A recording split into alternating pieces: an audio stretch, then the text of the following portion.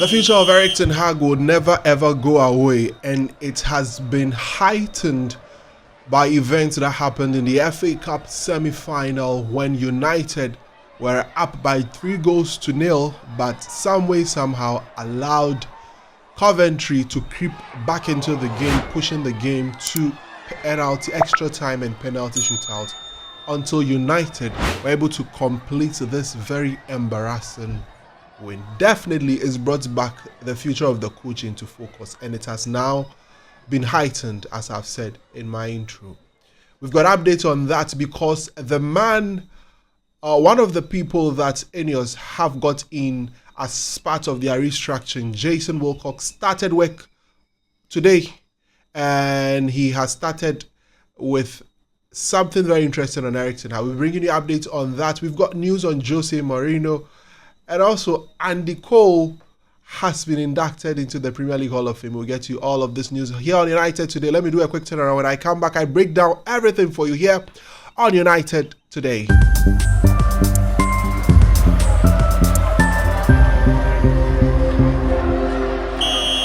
All right, thank you very much for joining United Today. If this is your first time watching this channel, please remember to hit the subscribe button and hit the notification bell. We bring you updates on news regarding United.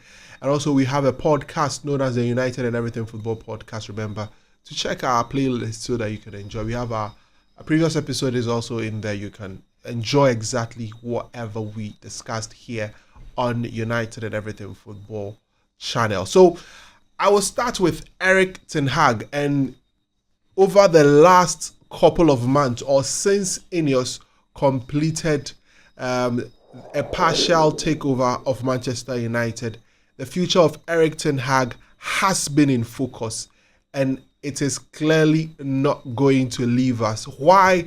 Because the season hasn't been one where United have had good things. Although we've got into the FA Cup finals, back-to-back finals under Erik Ten Hag, we were very abysmal in our Champions League campaign. The league campaign hasn't gone according to plan. As it stands, United are missing out on Champions League football. So as a result of all of these circumstances and all of these events, Erik Ten Hag's future has been in focus. Now, one of the key members or one of the key directors that Ineos have gotten into the club is Jason Wilcox, former Manchester City Academy director and former director of football at Southampton. Now, he has officially begun his work. Now, he's been tasked with a very, very important assignment, and Jason Wilcox is going to conduct an audit of Erik Ten Hag's credentials and also the dressing room relations before the club makes a final decision on Erik Ten Hag. We've been saying a lot here on this channel about what exactly would be done by Ineos, or would be done by the new Manchester United part owners who have the keys to the football division of the club. Now, the decision isn't going to be solely made by Sir Jim Ratcliffe or Sir David Brailsford, but it's definitely going to be made by people they are employing into various directors' positions with adequate football knowledge to be able to make some of these decisions. And Jason Wilcox has begun his work amongst the directors that have been appointed. Remember, Omar Barada, who assisted in getting Jason Wilcox into United, will begin his work in July after completing his garden leave.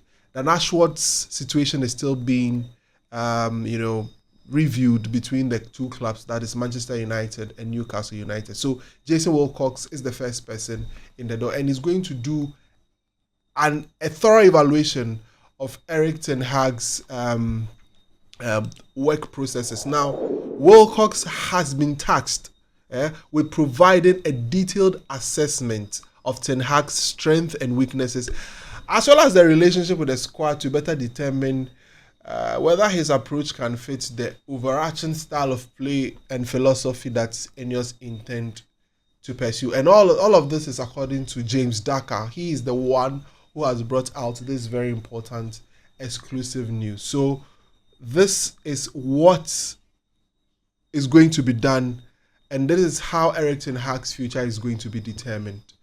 And I mean, the football over this season hasn't been one that United fans or everyone at Man United have been very, very much happy about. And as a result of that, it has led to Erik Ten Hag's position being, carefully scrutinized. So this is what Jason Wilcox will be doing. I mean, trying to understand exactly the credentials, the strengths and weaknesses to the extent of the training methods that Erik Ten Hag is using. Remember, Jason Wilcox is a technical director. So in effect, he's like the immediate boss of Erik Ten Hag and would be having some sort of an oversight on what the coaches of the club do. Now, he's also coming to help in the summer transfer window so that United can properly shape its style of play and get in players who can fit the style of play and be able to, move the club to the direction that the current owners want to move the club. So this is what Jason Wilcox will be doing over the next couple of months, because by the end of the season, Erik Ten Hag's future has to be determined. Now, a lot of talk of Ten Hag's future has led to speculations of some names or coaches coming up. And according to James Daka, from this article that we are trying to break down for you, it looks as if there are not many suitable candidates out there, or candidates that have the personality to handle a club in the size or stature of Manchester United. A lot of names have been out there, from Ruben Amorim to the coach at Brighton, Roberto De Zerbi, to Gareth Southgate, to Graham Potter. All of these names are names that have been out there. That it looks as if these names don't carry the weight that the current owners are looking at, or people who will be making these decisions at United are looking at. Perhaps ideally the club would have wanted a coach in the shape of Xabi Alonso, but this, Alonso, former Liverpool player, a former Real Madrid player, so the affiliation seemed to drift a lot more to these things. And on top of that, Alonso has stated that he's not living by in Leverkusen, so it becomes a very difficult. So it looks as if there isn't enough alternatives out there to be able to handle these things. So it makes it very difficult, for any of these coaches that are available to be there. But one name that has also come up is Thomas Tuchel. Now, Tuchel will be out of job at Bayern Munich at the end of the season, and he's one coach who has never hidden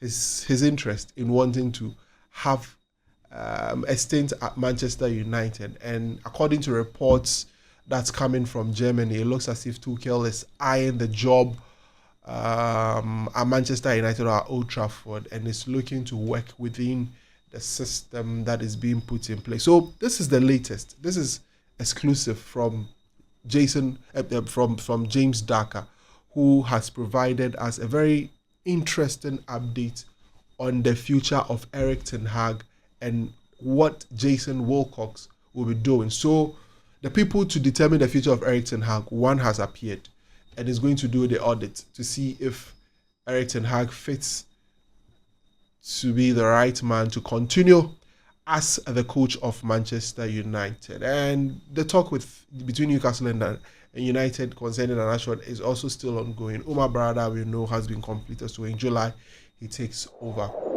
and all of that. So we'll see how it comes, or how things pan out in the next couple of weeks, because the season is about to end. We would get to know exactly where Erik Ten Hag's future lies at the end of the season. So that's it with regards to Erik Ten Hag. Now, the former coach of Manchester United, former coach of Chelsea, former coach of Real Madrid, former coach of AS Roma, Jose Mourinho, has had some very interesting interviews. And in this interview, they asked him a few things with regards to his time at Manchester United. And he shared some very interesting quotes regarding the kind of support that Erik Ten Hag is receiving now and the kind of support he received at the time that he was the coach of Manchester United. And This is what Mourinho had to say. He says that what Ten Hag had at Manchester United, I didn't have.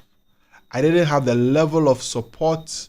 I didn't have the level of confidence. So I left sad because I felt I was at the beginning of the process. This is Jose Mourinho. Now, he just didn't end there. He says that what Ten Hag, and he goes on to talk about the fact that, people within the ranks didn't give him the needed push. So it didn't trickle down well to the group, and the group didn't get a feel or an understanding of what the direction that he wanted to go with the club. And he felt that the club backed the players at his expense, thereby leading to him leaving the club and making things difficult. Well, we've been talking a lot about the structure of the club and how things have been, and how you'd have expected things to, go around the club, and the culture that Ed Woodward and his friends built at the club over the last 11 years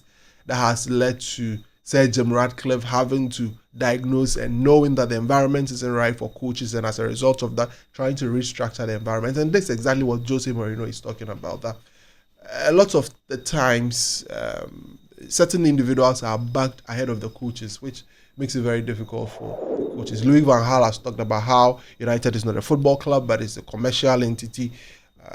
Ole Gunnar Solskjaer have also had his own things to share with regards to how the club has been run and how decisions were made, and how it's affected players and all of that. So clearly something has gone amiss with regards to the structure of the club. That's why Sir Jim Ratcliffe has stated that he needs a bit of time to be able to turn things around.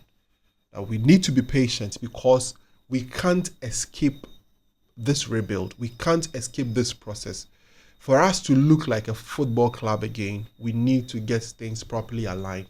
Until we've got things properly aligned, we'll keep,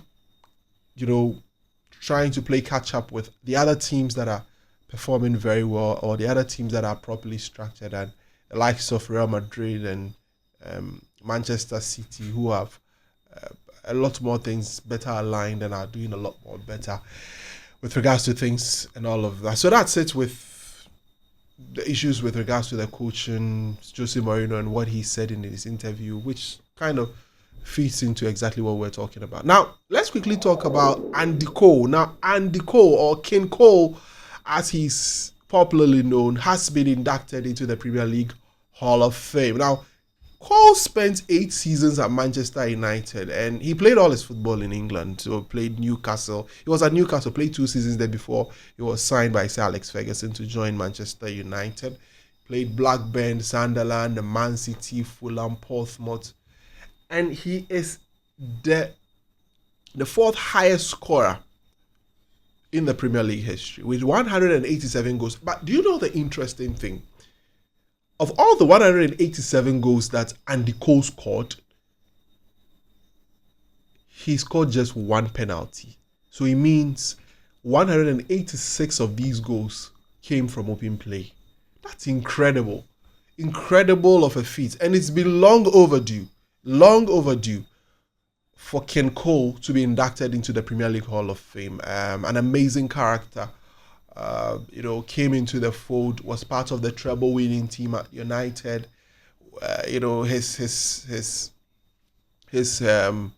His role with Dwight York playing the number 9 and number 10 for Manchester United under Sir Alex Ferguson saw us play some scintillating football.